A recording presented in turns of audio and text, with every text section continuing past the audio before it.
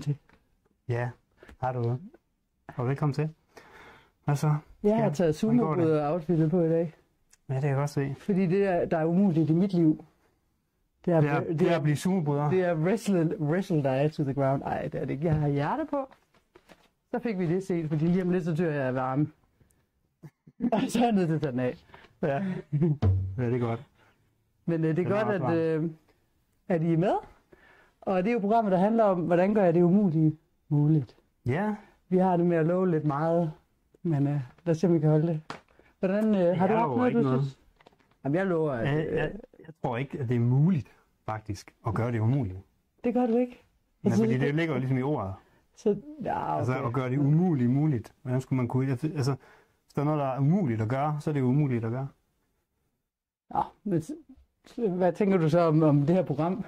Egentlig? Ja, det er det. Jeg mener bare, nogle gange, så kan man jo godt sidde med noget, som virkelig vitterligt er umuligt. Ja. Og, for eksempel har vi en deltager, der ikke har været her før. Hej. Du må gerne sidde i en meget stor massagestol. Den stol, det er nok lidt umuligt, men det er nok også rart, når man kommer. Hvis der er noget, der ligesom sidder og gør sådan her, så... men prøv at høre her, ikke? Ja. Der er jo ting, der ikke kan lade sig gøre. Ja. Nej. Det er det da. Jo. Jeg mener, der er nogen, der måske godt kan gøre det, men der er også ting, der måske ikke er muligt for mig, eller for dig, eller for nogen, der sidder derude. Spørgsmålet er jo, når vi har det sådan her, at der er bare noget, der ikke kan lade sig gøre, hvem er det, der siger det? Hvem taler? Hvem er det i mig, der siger de her ting lige nu, når der er noget, jeg virkelig ikke tror på, kan lade sig gøre? Jeg har siddet fast i noget, hvor jeg tænkte, det her, det kommer ikke. Det finder jeg ikke en løsning på. Det her, det kan ikke lade sig gøre. Og det sjove er, det har du så sagt, det er sket for dig én gang. Jamen, så har du Nej. Så man må... Det er jo måske, hvis man så tænker på nylig, jeg har prøvet det mange gange i mit liv, tidligere. Så, men det her, det handler jo lidt omkring det her med, hvordan får vi det så alligevel? Hvordan får vi løftet det her, som er umuligt for os, til et plan, hvor der rent faktisk sker en forløsning? Ja, lad os lige gøre det konkret, fordi der sidder jo nogen og kigger på det her, som måske sidder og du sidder måske og tumler med et eller andet i din hverdag. Ikke bare din hverdag, men noget, hvor du sådan virkelig er ved at nå til et punkt, hvor det er sådan... nu gider jeg bare ikke at fortælle den samme historie igen og igen. Eller måske er du ikke engang helt klar over det endnu. Du ved bare, der er noget, at du faktisk går og fortæller den samme historie. Og underholder med den. Altså, så når du møder folk, så underholder du med folk med, jamen, jeg er jo også sådan en, jeg kommer altid for sent, eller jeg kan ikke et eller andet, du kender jo mig. Altså sådan nogle historier, der sådan bare bekræfter din egen historie om det, der ikke er muligt for dig. Eller hvis du gerne vil i gang med at gøre et eller andet godt for din krop, træne et eller andet, bevæge dig. Ja. Men du har også bare oplevet mange gange, at jamen, jeg prøver at gøre det, men jeg falder tilbage igen. Og du kan se, at mange de har en rutine, og de har et eller andet i hverdagen, som får dem til at bevæge sig, men det er bare ikke noget, der kommer til at ske for dig. Det kan være hvad som helst. Du havde et eksempel. Ja. Men det var ikke for dit eget liv. Nej. Vi kan ikke blive med at tage det samme eksempel. Omkring mig og køleskab. Ja, jeg havde et eksempel med en, som vi lige holder anonym her, som faktisk har haft lyst til at få gang i noget bevægelse. Blandt andet. Af sit system og sin krop. Ikke bare lyst til, men tænkte, det er simpelthen nødvendigt, tror jeg faktisk, jeg har hørt vedkommende udtale. Og der er ligesom bare ikke det der startpunkt, hvor det faktisk så sker. Altså, nu får jeg faktisk gjort det her og sat det i gang. Og vi har så en form for session, hvor vi snakker, og det er en, der også arbejder med det her med delpersonligheder, omkring det her med, hvem er det egentlig inde i dig, der siger de ting, der bliver sagt. Altså, så vi i stedet for at prøve at løse vores problemer herude, går ind, fordi virkeligheden er jo et spejl. Så hvis der er et eller andet, der er umuligt for dig herude, så sidder der noget herinde i dig, og siger, det her, det er ikke muligt. Og nu er nogen, der tager en guitar og begynder at spille. Så jeg spørger selvfølgelig, hvem er det, der taler? Det ved jeg ikke rigtigt, siger vedkommende så. Så griner hun.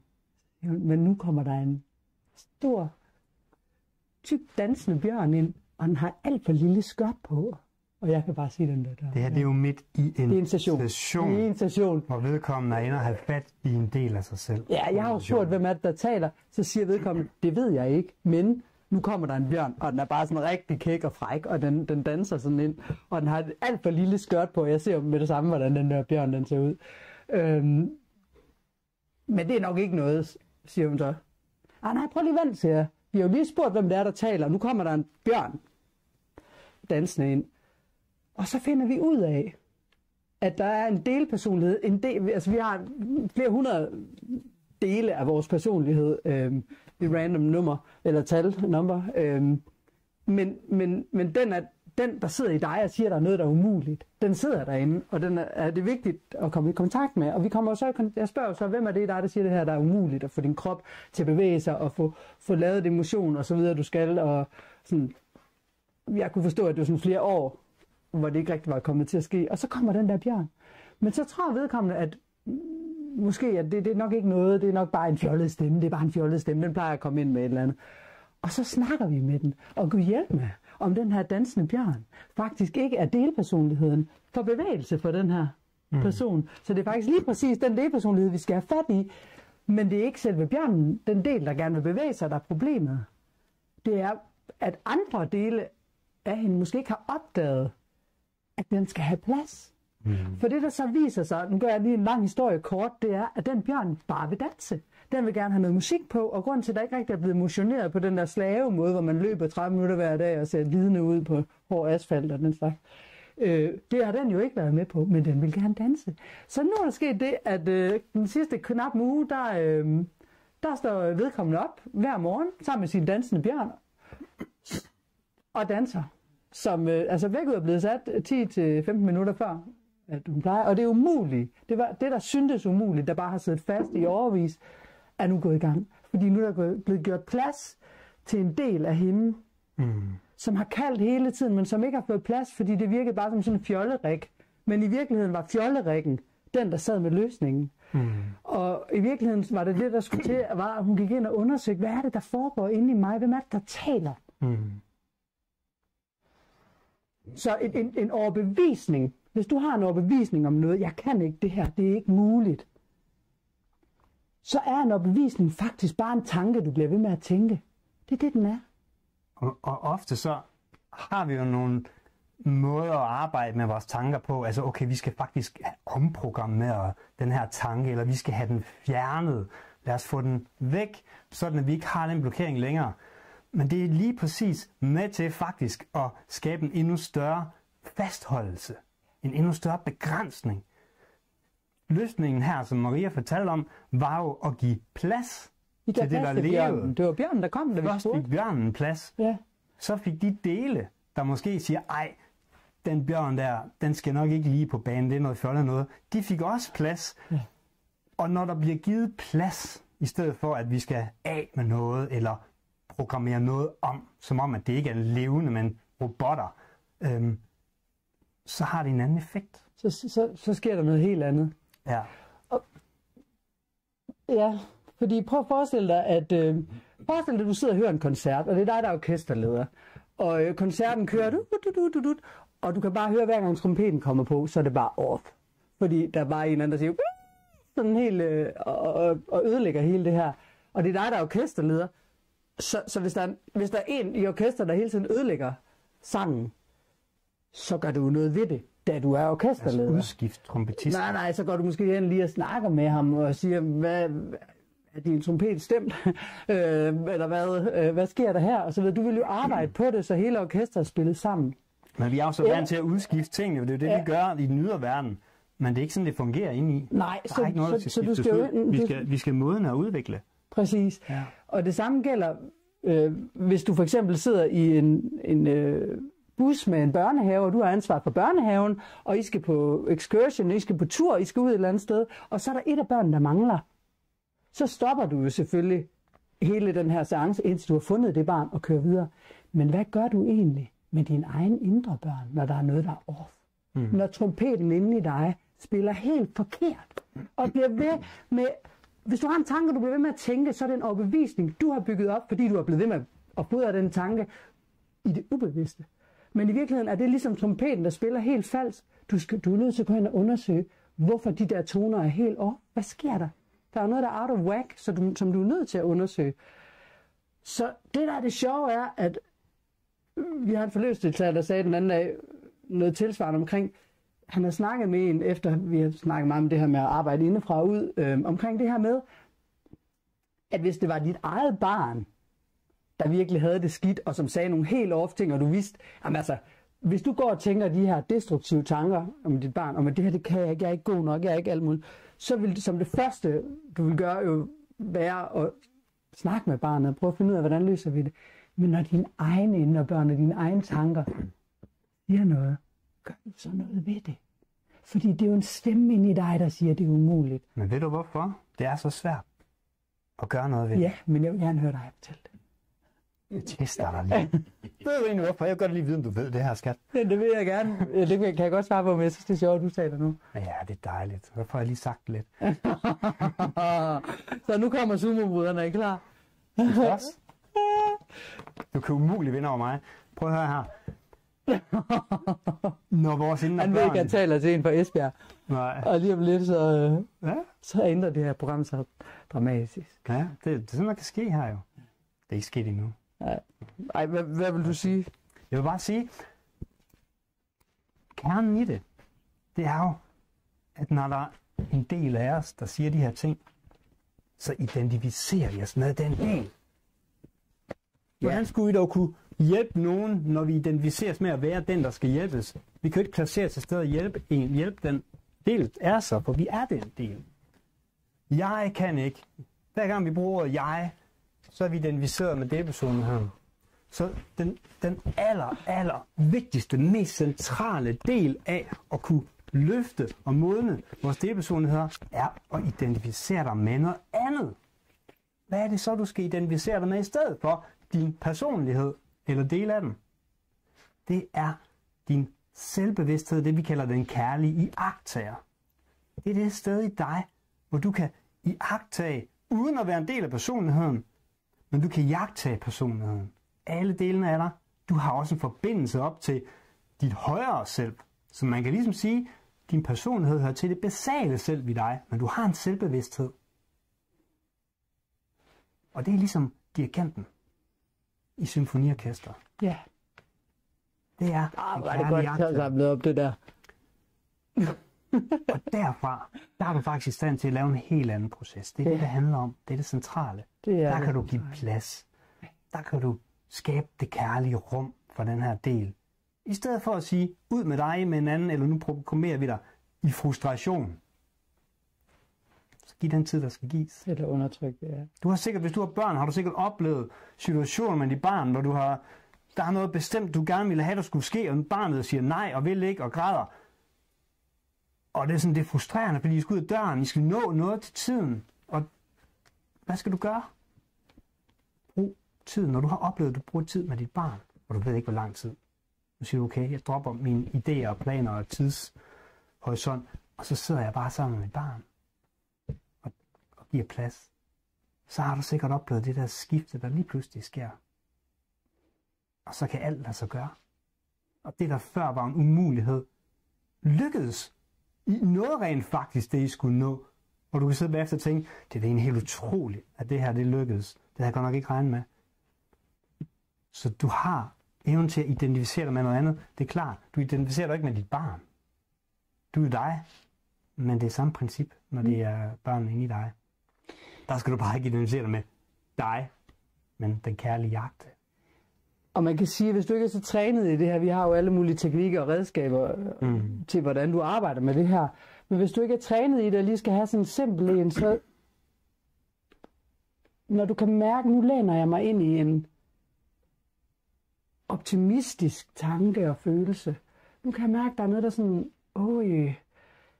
jeg læner mig ind i noget, der sådan er let og begejstrer mig og leder mig i en retning, og du kan mærke, der er sådan mere og mere optimisme. Det er ikke fordi, du tænker, nu var der optimisme. Altså det er følelsen af, at du kommer ind på sådan en bølge, hvor det sådan føles godt, så læner du dig også ind i det højere selv.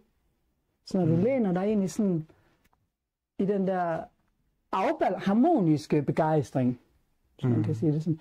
Men når du begynder at læne dig ind i en pessimistisk tanke, så begynder du at læne dig ind i en delpersonlighed, en del af dig, som ikke er i kontakt med dit højere selv og din intuition. Som har en tanke, den er blevet ved med at tænke, fordi den har oplevet et eller andet. Og så har den skabt en overbevisning, men har også skabt en vibration og en frekvens, du ligger og bliver svaret på hele tiden. Så det, der er så umuligt for dig i dit liv, som du gerne vil gøre muligt, der er flere lag, jeg tror også, at vi lige skal have det med superpositionen med, men det første lag er at opdage, hvad er de tanker, når du begynder sådan at tænke, jeg gad godt det her, og så kommer de der tanker. Hvad er det, der kører? Hvad er det for et maskineri, der begynder at køre? Nu begynder du at undersøge ind i dig selv. Verden skabes indefra ud, så det er det eneste sted at gøre det i virkeligheden. Så du begynder at undersøge, hvem er det, der taler, og du begynder at hjælpe og ligesom sige hej med dig. Okay, og du undertrykker ikke noget, så vedkommende siger, jeg kan ikke det her, for jeg evner det ikke. Jeg har jo ikke alderen med mig, jeg har ikke tiden med mig, jeg har ikke nok penge, og jeg har heller ikke de rigtige venner, og jeg har heller ikke de rigtige netværk. Altså, der er jo så mange tanker, du kan have kørt rundt i, og gravet et ret dybt hul, du så sidder i med den del. Og så er det ikke bare sådan, nu skal du tænke positivt. Farvel, du skal bare tænke den her sætning i stedet for. Nej, du giver den plads. Så nu skal den have plads til at udtrykke det der i fuld accept. Fordi når du har fuld accept, hvor du ikke dømmer, hvad den siger, så er du faktisk i gang med at udvikle den. That's simple. Og så er der det her med, at nu har du så fået den ind i hjertet, så nu læner du dig ind i de optimistiske tanker og din begejstring, og du begynder at følge det. Og så møder du det her stærke ønske om én ting igen. Og du kan mærke, den låser. Nu låser den. Det er ikke bare sådan, jeg kunne da godt lige tænke mig. Det er mere sådan, jeg skal bare have det. Og du kan mærke, okay, nu du opdager det måske ikke til at starte med, fordi du føler dig begejstret. Men du kan mærke, at i den der låsning, der er noget, der er lidt off igen nu. Altså låsning på, at der er noget helt bestemt, det skal ske. Du gerne vil. Det skal være lige det der. Og det skal være det. Ja. Så er du begyndt, nu begynder du at ryge lidt ud af det, vi kalder superposition, vi egentlig naturligt hele tiden går ind og ud af. Men kvantefeltet, som jo så absolut virkelig er aktiveret bevidst for så mange på jorden nu, og bare vil blive ved med at blive det i højere og højere grad, det er jo det felt, hvor alle muligheder er til stede, indtil du observerer det og bestemmer, om det er dit højere selv, der skal guide dig til en løsning, du måske aldrig har tænkt på, eller om du bare skal holde fast i det, kun det her. Du kan forestille dig lidt en kasse. Hvis du tager kvantefysikken, så kan man sige, en partikel, den har en bestemt form. Sådan er det jo. Når vi måler den, så har den en bestemt form. Så er der ligesom en partikel her til stede i kassen. Men det vi ved også fra kvantefysikkens side er jo, at hvis vi ikke måler på den her partikel, hvis vi ikke observerer, hvilken form og retning den har, så har den faktisk ikke nogen form endnu. Den udgør et potentiale af muligheder, en bølge, en matematisk formel af muligheder faktisk. Alle muligheder. Ikke bare nogen, men alle. Også alle dem, du ikke har tænkt på, skal du tænke på. Der er jo mange, du ikke har tænkt på. Ja. Det ligger indbygget i livets grundstruktur gennem kvantefysik, det vil sige gennem atomer, elektroner, altså alle de ting, alt består af i den fysiske verden, ligger den mekanisme indbygget. Vi forstår ikke endnu, hvad det egentlig betyder. Vi kan bare observere det, sådan det er. Men når vi bruger det med vores bevidsthed, så er det jo et spørgsmål om, at du har den her ene bestemte form, den her bestemte ting, du ønsker dig og gerne vil realisere. Men så længe du holder fast i den, så har du ikke kontakt til alt det andet. Så du skal i stedet for ligesom at holde fast i noget bestemt, eller der er også nogen, der siger, du skal bare slippe det, give slip på det, give det op til universet, og så gør dig tom. Det kan men det vi siger, det er, prøv at gøre dig fuld i stedet for. Gør dig fuldkommen. Altså, fyld dig op af alle muligheder. Lad den her kasse være fuld af kugler, eller partikler. På en gang. Ligesom det er i kvantefysikken. Og så ved du ikke, hvad det ender med at blive til, men du tager handling på din begejstring, og så udfolder der så noget andet, end hvis du havde holdt fast en bestemt ting. Og det vigtige er, at du i den her formel skal du ikke slippe dit ønske. Så du har ikke en delpersonlighed, du gokker i hovedet med en kæmpe hammer, og siger, ud med dig, du forstyrrer resten af billedet, vi skal have 0 på her, så alle muligheder er åbne. Nej.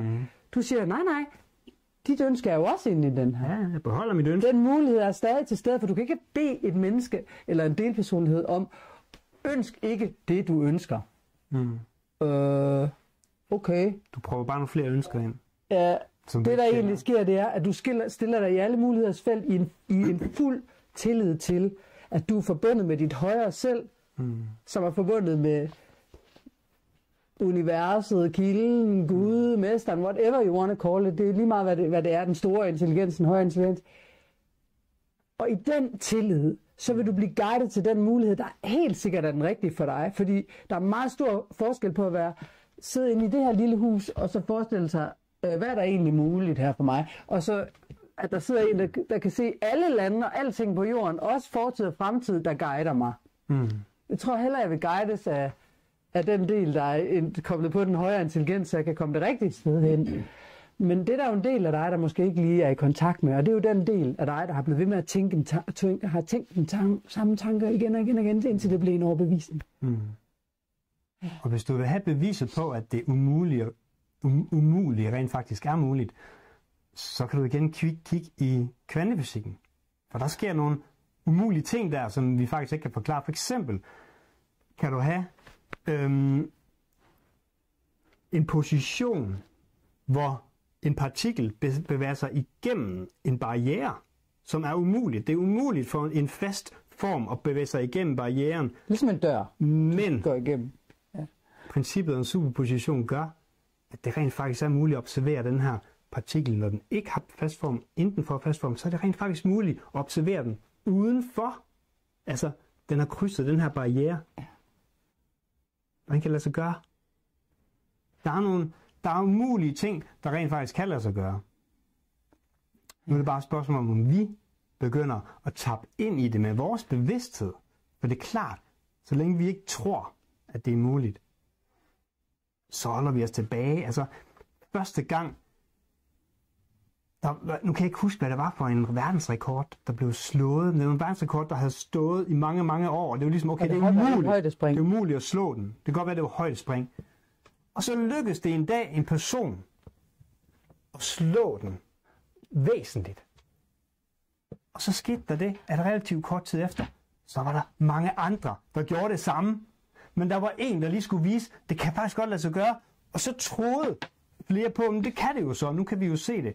Og så var det muligt at realisere det. Så kan du ikke huske det fra dit eget liv? Vores kan virkelig holde os tilbage fra at realisere noget, som er muligt.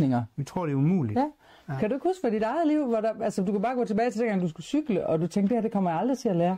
Eller hvis du forsøgte at lære at jonglere, for eksempel, det kan jeg huske, det tænkte jeg, det kommer jeg heller aldrig til at lære. Lige pludselig kunne jeg. Altså, det er måske også lige et dårligt eksempel, men altså, alt det du... jeg kunne godt og så ville jeg gerne lære op tungen, det kunne jeg så også. Men hvad hedder det? Det der er pointen her, det er... Men der har du set andre gøre det. Jeg snakker om de ting, hvor du er den første, der måske gør det. Ja, men lige præcis. Men dengang, selvom vedkommende har set andre gøre det, eller den... Jeg kan godt huske ting, hvor jeg har tænkt, jeg er fuldstændig ligeglad med, om der er andre, der har gjort det her. Det kommer jeg aldrig til at gøre. Ja. Altså, som i virkelig. Ja. Hvis du først har en frygt og en overbevisning om noget, ikke? Hvis du sidder og facer en frygt, så har du en del af dig, der seriøst ikke tror på, at det er muligt. Men der ved vi, det er muligt. Men der er også ting, som du tror, og som er umuligt, fordi ingen har gjort det før, som lader sig gøre. Det er jo klart. Der var engang en, der sagde, okay, det er ikke muligt at opfinde mere. Alt, hvad der kan opfindes, er opfundet. Jeg kan ikke huske, hvem det var. Vi kender nok det citat.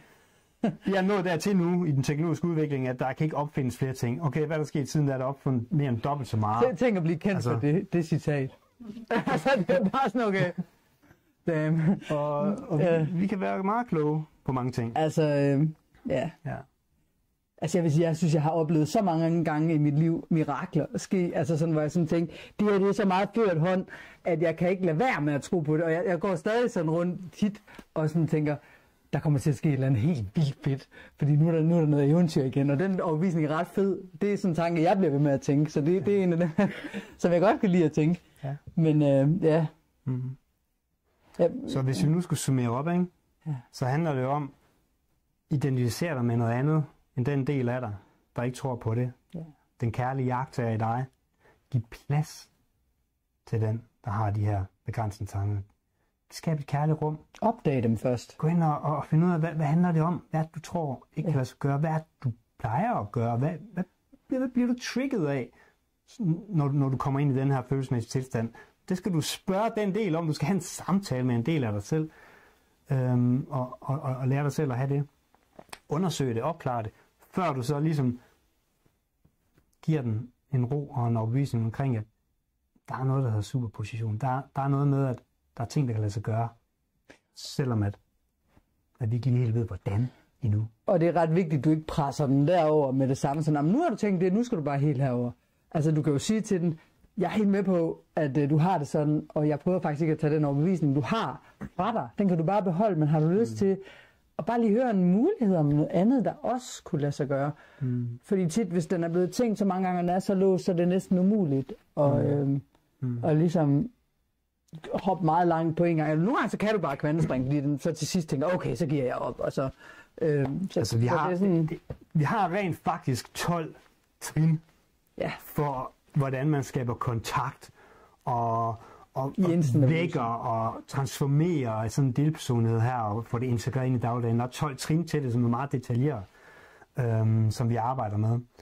Så det du får nu, er jo ligesom sådan en lynudgave til en vej, du kunne bruge, men der er mange detaljer i det. Hvis du vil have en helt komplet opskrift på det, og du kan mærke, at det er noget, der er værdifuldt for dig, så tag kontakt til os. Så vil vi gerne hjælpe dig videre, selvfølgelig. Og hvis du sidder sådan og tænker, at jeg har jo ikke noget, jeg synes er umuligt. Men det er fedt. Ja, så nyd det. Let's play. Nej, men altså, så prøv at kigge på din virkelighed, og så se, er der ikke en af jer, der gider lukke vinduet? Fedt, tak. Så prøv at se på, altså din virkelighed, som den ser ud lige nu, spejler faktisk, hvad det er, du går og tænker. Så det liv, du har, er det direkte spejl, universet viser dig i, hvilke overbevisninger de forskellige delpersonligheder i dig har. Så du kan gå ind og finde ud af, hvad er min indre tilstand egentlig? Hvad er det, jeg er tunet ind på ved at se, hvad sker der i mit liv? Det er klart, hvis du trives rigtig godt med dit ydre liv, så er det jo også fordi, at du trives rigtig godt i dit indre liv. Ja. Men hvis der er et eller andet, du ikke trives med derude, så er det, at du kommer i kontakt med den del af dig, der har et eller andet at skulle sige i forhold til det. Ja. Og så kan du bruge den her proces, vi taler om. Og så husk, hvis du har en frygt, der kommer op for noget, og du tænker, det var lige sådan en hyggelig aften, jeg skulle sidde her og hygge mig med et eller andet, og nu får jeg det helt dårligt, jeg kan ikke lide at tænke på det der. Så husk, at det er faktisk et barn, der er på vej, der står henne ved dig, inde i dig, agtigt, ligesom et barn, der står sådan her. Prøv lige at lytte til mig. Lyt lige til mig. Og så prøv at glæde dig over, at det barn, der måske har siddet lukket inde nede i kælderen i rigtig lang tid, du overhovedet ikke kunne få fat i, for du vidste ikke engang, hvor det sad. Du vidste ikke engang, du havde et barn, der var fastlåst i en kælder. Så i stedet for at blive træt af, at nu er du bange, så er det også en måde at åbne dit mindset, og åbne dine overbevisninger, og sige, jeg behøver faktisk ikke at flygte længere, når jeg bliver bange. Jeg kunne også få et nyt forhold til frygt. Ja, jeg kunne skabe mig et nyt forhold til frygt. Det er måske faktisk det, jeg kunne gøre. Så hvis du kan prøve at se forskellen på, at du normalt måske tænker, frygt, det er ikke noget, jeg gider. Det er ikke fedt, det føles ikke godt at være bange. Til at du så ser det mindset, og så prøv at se det her mindset. Jeg kan mærke, at jeg er bange nu. Fedt, mand. Nu er der nogen, jeg kan hjælpe inde i mig. I stedet for, jeg skal redde verden. Jeg skal gøre verden til et bedre sted. Jeg skal være mere kærlig over for kassedamen, og hvad ved jeg. Så tænk, okay, der er noget, der er bange i mig. Jeg kan gøre en forskel. Prøv at mærke forskel på frygt. Det gider vi ikke. Det kan jeg ikke lide. Og frygt, fedt. Der er noget, jeg kan hjælpe inde i mig. Nu læner jeg mig ind i en optimistisk følelse og tanke, så er jeg guidet af mit højere selv. Nej, det gider jeg ikke rigtigt. Nu er jeg over en pessimistisk tanke. Det er en delpersonlighed, der styrer dig. Men det er det andet også. Ja. Det er bare en anden delpersonlighed. Men det er en moden delpersonlighed, der samarbejder med det højere selv. Kan hjælpe dig i processen. Hvis du har kontakt til en moden delpersonlighed, som har et højere livsprincip, som kan bruge sig og kan inspirere her, så er det klart, du benytter dig af det. Hvis du ikke har kontakt til den endnu, så må du først lige give plads til processen med den umodne del af dig, Og så må du opdage, hvilke højere principper du kan bruge her. Der er selvfølgelig mange måder at blive inspireret til det på. Ja. Vi kan også inspirere dig til, hvad for nogle højere principper du kan bruge, trække ind i din proces, når du når der til at skulle udvikle nogle nye adfærdsstrategier sammen med den her del af dig. Jeg lister. Vi har inspirationer til, hvordan. Ja. Klar. Det er meget godt at have, men hvis det ikke lige kommer. Ja. Selv. Også bare at læse dem, selvom det ikke er den, du skal bruge. Bare det lige at se på de der højere indsigter, der sådan ikke er fastlåste, men som ligger i de højere principper, så sker der en eller anden åbning. Kunne der være noget andet her, der kom? Ja. Så der er folk inde i dig, der taler til dig hele tiden. Og så er der også nogen, der guider dig. Så tror du på, at det er umuligt? Andre steder. Det er muligt. Ja. Nu. Det kunne være Dine fedt. tanker om, at det er umuligt, er bare en tanke, du bliver ved med at tænke, indtil det bliver en overbevisning. Jeg tror i hvert fald. Jeg tror, det er muligt. Nu. Det gjorde jeg ikke lige i starten. Men nu tror jeg, det er muligt. Nu når jeg har hørt dig tale, skat. Nå. Så mange kloge ting. Som jeg Se bare en læfler. blev sådan helt glad for. Tak for det, skat. Nu skal vi skal til at meditere. Nu skal vi i gang med en heartfulness setting. Hvis du har lyst til at være med til det, og hvis ikke, så er det også helt fint. Men det er i hvert fald sådan cirka en halv time, hvor vi tuner ind i os selv, ind i det sted i dig, hvor du måske kan bare identificere dig med den kærlige jagttager, der egentlig bare jagttager vender tilbage til hjertet, og der er ikke noget, der er forkert, der bliver givet plads til det, der er. Maria vil guide det, og på et tidspunkt, når hun ligesom lige har startet guidingen, så slukker vi for kameraet og for udsendelsen her, og så kan du sidde og fortsætte derhjemme. Det var det. Ses. Til det er der ikke med. Og jeg er der med. Værsgo. Okay. Godt. Så du sørger lige for at mærke, at du sidder behageligt. Du sidder i en position og en stilling og temperatur. Der er tæpper, hvis I er nødt at blive kolde. Som er behageligt for dig at sidde i en halv time, 35 minutters tid. I hvert fald. Og så indstiller vi os bare lige på, at det eneste, der skal foregå nu, er sådan set bare, at du lægger dig ind i det flow, der er, og uanset hvad der sker, så giver du plads til det, der lever i dig. Men du gør det på den måde, at når jeg siger, værsgo at starte meditationen eller sittingen, så har du kun én opgave, og det er at vende opmærksomheden tilbage til det lys, du antager stråler inden fra centrum af dit hjerte. Det lægger du dig ind i. Og hvis du tænker, at jeg er ikke så god til at se billeder, så antager du bare, at det sker ved bare at mærke centrum af din brystkasse. Og en god måde lige at starte her på, er, at du lige får kontakt til dit åndedræt. Og følger egentlig bare luftstrømmen naturligt, som den går ned i dit hjerte. Så du forbinder dig nu med det lys, der er nede i dit hjerte. Igennem hver eneste indånding, du trækker ind. Luft. Hver eneste gang din brystkasse udvider sig. Lidt eller meget. Kommer du mere og mere i kontakt med det lys, du er. Det lys, du lægger dig ind i hjertet. Det er den kærlige jagttager i dig, der sidder herinde. Så uanset hvad der sker, så jagttager du det herfra. Og herfra vil der ikke være nogen dom om, at de tanker, der måtte opstå i dig, er forkerte. Meditere betyder ikke, at så skal der være 0 tanker. Ellers kan jeg ikke finde ud af det. Det er umuligt for mig at meditere. Det er også bare en overbevisning. Hvis du bare så godt du kan gå tilbage til lyset i hjertet og jagttager herfra, så uanset hvor mange tanker der måtte opstå, så er du det rette sted. Antag nu, at der er en sol over dit hoved, cirka 2 meter over dit hoved. En stor, varm og kærlig sol. Det er dit højere selvs hjertesol.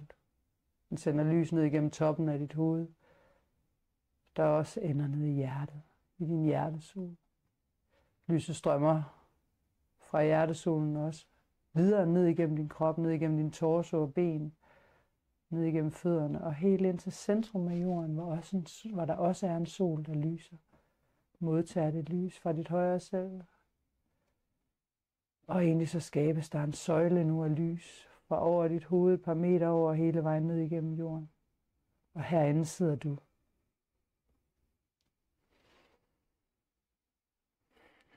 Du kan eventuelt, hvis du har brug for det, fordi du kan mærke, at du egentlig er blevet lidt overfladisk i dit åndedræt, træk vejret ind gennem næsen.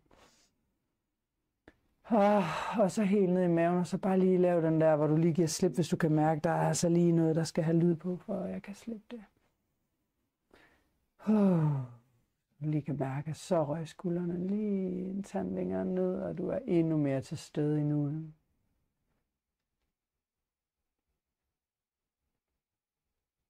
Gå ind i lyset i hjertet. Herfra der sender du sætter du intentionen om, at her fra hjertet vil der helt automatisk blive sendt et lys ned til den del af dig, eller de dele af dig, der er bange for, at det er umuligt for dig at leve det liv, du har ønsket at leve.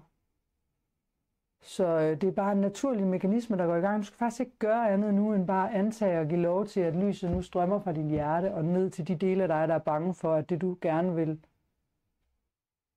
det du ønsker muligt, det er muligt. Og der er også noget andet, den ikke har opdaget endnu, der er muligt, som måske er endnu bedre. Det ved vi ikke, og det behøver du slet ikke tænke over. Fordi lige nu, der sender du bare den besked om, at lyset vil ramme den del af dig, der er bange og frygtsom. Og så siger du til den, der er plads til dig nu. Jeg vil ikke undertrykke dig længere. Det gør du selvfølgelig kun, hvis du har lyst til at gøre det, jeg siger, men du kan gøre det. Du kan sætte intentionen om at sige til den her del, jeg ønsker at skabe et nyt forhold til dig. Jeg ønsker at være der for dig, når du spiller off på din trompet, eller du ikke er kommet med bussen. Så skal jeg nok stoppe det, jeg laver, så snart jeg kan. Og så må du faktisk godt være der med de tanker om, at det hele er umuligt. Så kan det være, at jeg finder ind til et sted, hvor det du egentlig har brug for, det behov du egentlig har, det vil blive opfyldt. For der findes et sted, hvor alle dine behov, siger du så til den del af dig, det kan blive opfyldt. Det er inde i hjertet her med mig. Du behøver ikke at tænke over hvorfor og hvordan, men kom bare med mig ind i hjertet. Så ligger vi os her, og så lader vi universets store intelligens i samarbejde med dit højere selv løse det for dig. Så du siger til den del, og du siger til dig selv, der er ikke noget, du skal løse. Der er ikke noget problem, du skal løse for at gøre noget muligt. Der er ikke noget, du skal. Du skal bare lægge dig inde i lyset, inde i hjertet, sammen med mig. Og så vil vi lige så stille naturligt blive guidet hen, både nu, hvor vi kommer til at meditere sammen inde i hjertet, hvor du bliver ved med at lægge dig ind i hjertet, i lyset. Der vil du blive renset i dit astrallegeme, og forstyrrende tanker og kompleksiteter vil forsvinde. Du vil blive fyldt op af prana, og det vil den her del af dig også sammen med dig. Og når du går ud i din hverdag, så vil du også ligge dig herinde i hjertet og observere for det stille vidne i dig, en kærlig jagttager. Og så er der en større intelligens, der tager over, og det kan du have tillid til.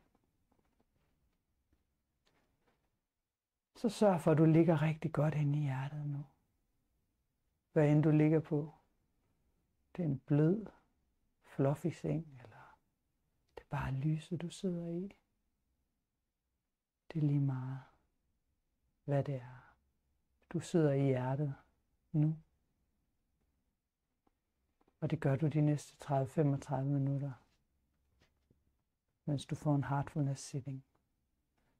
Så du bevæger bare din bevidsthed tilbage til hjertet, hvis der kommer en tanke. Det bliver du bare ved med. Det er din eneste opgave. Du kan ikke gøre det her forkert, selv hvis du gør noget andet. Værsgo at starte meditationen, sittingen.